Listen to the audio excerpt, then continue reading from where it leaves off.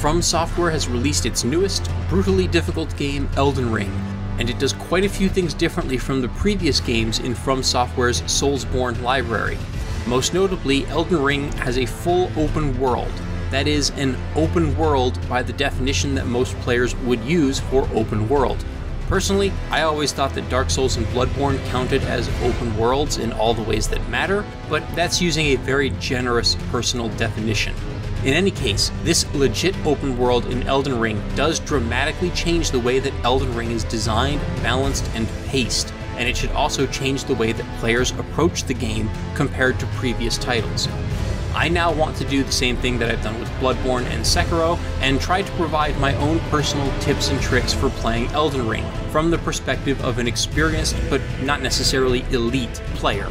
These tips are geared towards new players coming into Elden Ring fresh, and also for experienced Souls-Borne players who may be having a hard time adjusting to the new design of the game. In any case, I hope the following tips help you to get a leg up against the trademark challenge of From Software's Elden Ring. But first, I want to remind my audience that content like this is funded by the generous support of individuals like you through Patreon. I am a very small independent creator, and I would very much like to remain independent, so every little bit of contribution helps. Patrons get access to previews of upcoming content, early access to select content, and also occasionally the opportunity to vote on polls of upcoming projects. And even if you can't support me directly through Patreon, remember, you can still support the channel by liking and sharing this video, as well as subscribing in order to see future content. Thanks, and enjoy these tips.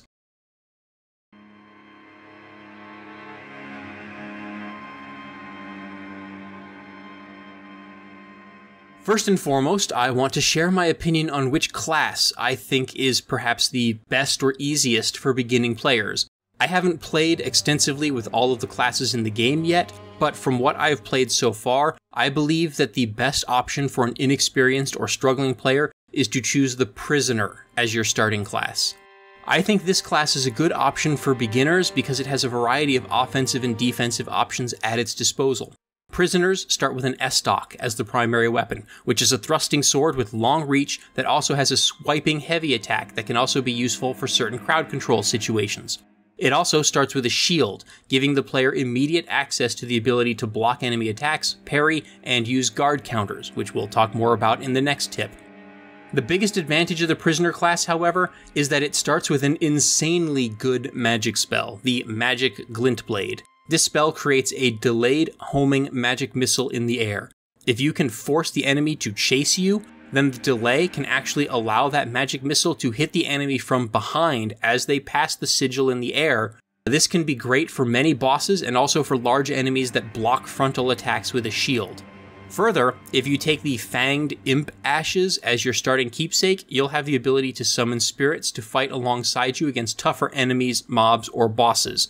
Between the spirits and the magic spell, it's possible to defeat some bosses and mini-bosses without ever having to directly engage them, and without risking taking damage or being killed.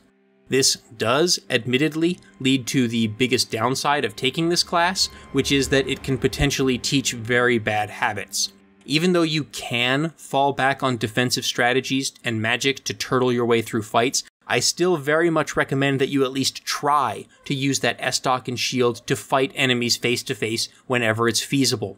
This way, you'll hopefully learn good offensive and defensive tactics, such as attacking when enemies are open to attack, dodging and blocking at the appropriate time, stamina management, and so forth. But you'll at least always have that good old cheesy magic spells to fall back on in a pinch.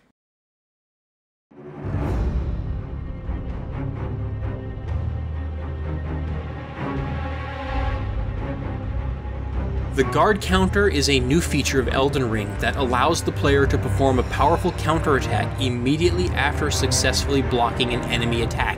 It's very similar to a parry, except that it can be performed after a regular block and does not require the player to risk mistiming the parry and taking full damage from an enemy attack if you miss. The downside to the guard counter is that it does not always guarantee a critical strike, or that it will break the enemy's posture the way that a parry would.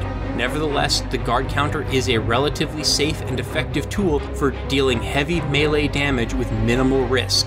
Just be careful about trying to use it against an enemy combo. If your weapon is slower than the enemy's attack, then their subsequent combo attacks after a successful block will likely interrupt your counter attempt. Also, if the enemy attack is heavy enough and hard-hitting enough, it can deplete your stamina and stun you. In this case, you won't be able to counterattack at all, so don't attempt a guard counter if you have low stamina. Shields that are available early in the game are not going to have 100% damage reduction. This means that you're still going to take a small amount of damage even if you do successfully block the enemy attack. If the enemy attack is really heavy hitting, it can potentially still do a lot of damage even through your block. So be sure to take some time to study the enemy's patterns and then use the guard counter wisely. It is not the right solution in every situation, but it is a very effective tool that you should be using frequently. The guard counter is particularly effective against a lot of the hostile animals and wildlife, such as dogs, rats, and the incredibly annoying sword-footed birds that you'll find in Stormveil Castle. It's less effective against enemies with fast combo attacks or enemies with heavy attacks that will instantly break your guard.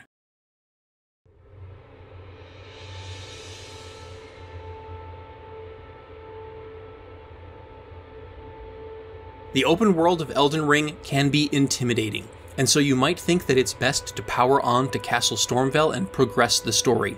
Doing so, however, will cause you to miss out on a lot of valuable loot that is available in Limgrave West. However, you also don't want to immediately turn around and just start exploring the map.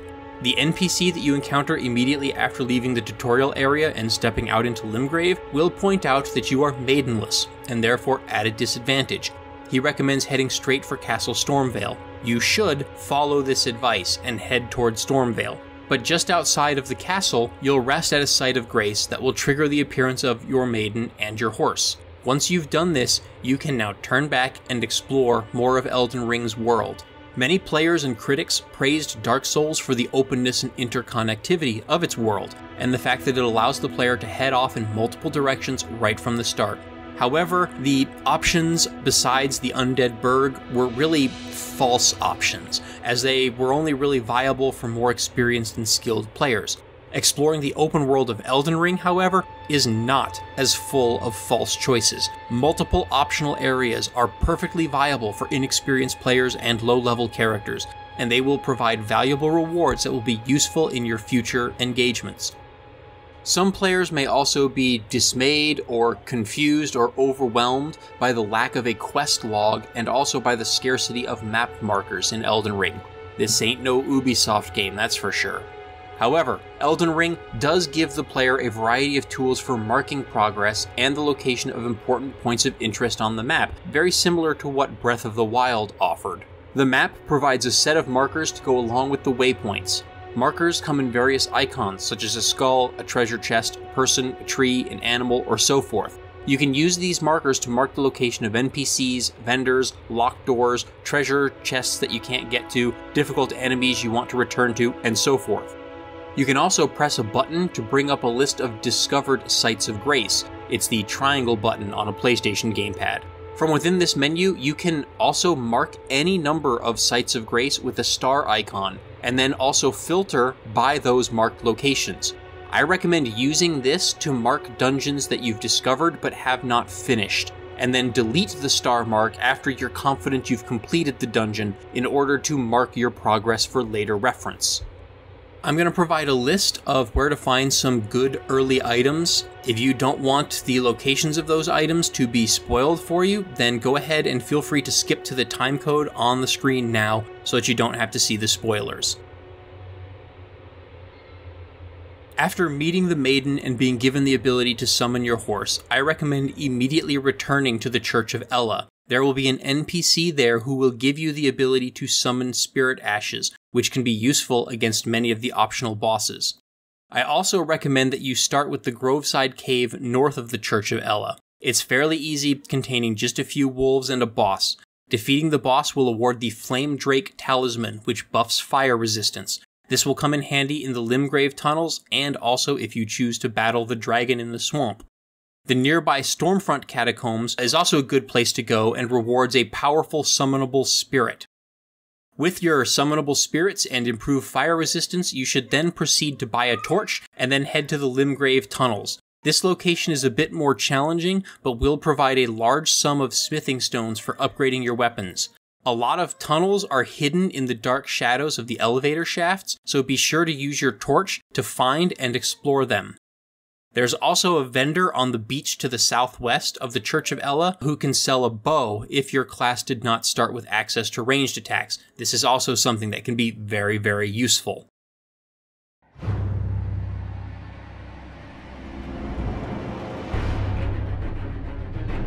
And while you're exploring and farming in the Limgrave West map, be sure to do so from horseback.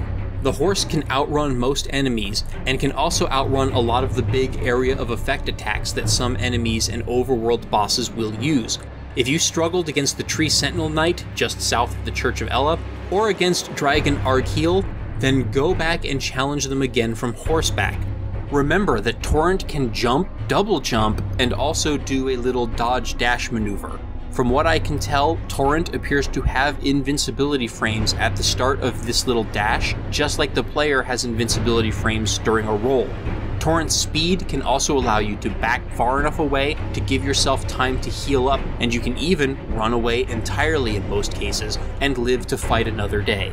Personally, I've become fond of fighting from horseback with a halberd. It has great reach for jousting or strafing runs against enemies, and its charge attack can be held down until just the right moment to land a powerful blow as you run by. Do note that you cannot use your shield on horseback. Instead, the buttons that would usually be assigned to block and parry will instead perform light and heavy attacks respectively to the left side with your primary weapon. It's also possible for your horse, Torrent, to take damage independently of you. If he starts to take damage, you can heal him with Rowan Raisins, which are craftable from Rowa Fruit, which is widely available in the overworld. I recommend equipping Rowa Raisins to one of your pouches so that they are easily accessible to you in the heat of battle.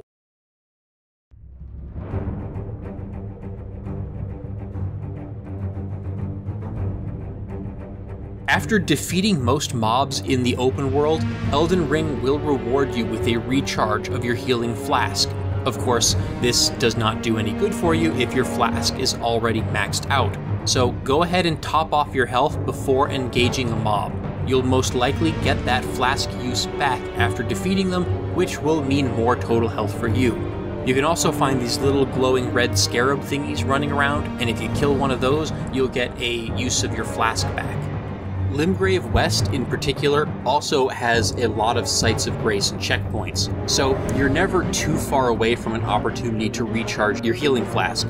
So there's very little reason, if any, to not just keep your health topped off while you're exploring Limgrave West. Once you get into a dungeon, however, it's a totally different story, as these play out much more like traditional FromSoftware levels. In the dungeons, every use of your healing flask is precious, and you should only use it if you will actually get the maximum benefit from the healing that it offers.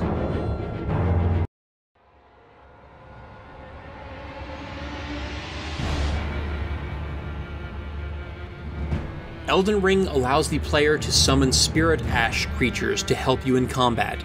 They can only be summoned for certain encounters in certain areas of the map. If you see this glowing tombstone icon on the left of the screen, that means it is possible for you to summon a Spirit Ash. Spirit Ashes cannot be summoned in multiplayer, but they can be summoned if you also summon an NPC cooperator. Spirits can be used to distract enemies and bosses, and also to deal a little bit of damage, which will take some of the pressure off of a difficult encounter. They will not, however, single-handedly win the fight for you.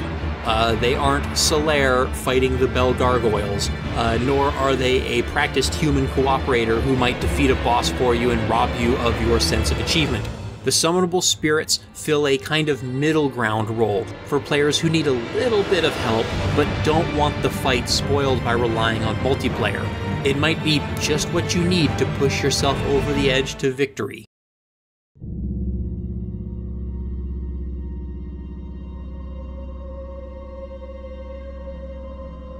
In past From Software games, the torch has often felt like a pointless tool.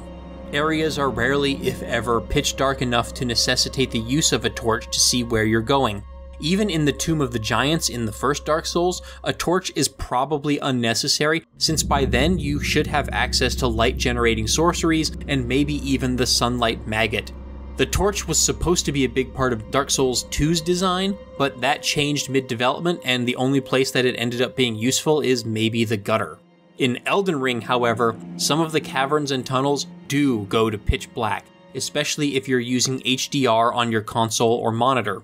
Because of this, the torch may be necessary for illuminating that darkness and ensuring that you can see where you're going. Holding up the torch with the left bumper will increase how much of your surroundings are illuminated, and it will also partially block enemy attacks, although you will not have access to guard counters if you block an attack with the torch. The left trigger can also be used to attack enemies, and the fire damage that this deals can be very effective against some of the fire-vulnerable enemies that you may encounter in your early explorations. The torch also, as far as I know, never goes out and never has to be relit, so it's not consumable the way something like a firebomb is, nor does it require FP to use, which means it's also more efficient than using, say, a flame sorcery. Well, there you have it. 7 tips that will hopefully help you get good in Elden Ring. And if that's still not enough and you're still struggling, remember, you always have the option of good old jolly cooperation. I hope you enjoyed these tips and tricks. Thank you for watching. Now, if you'll excuse me, I have to go take care of a crying baby who just woke up from a nap and is probably hungry.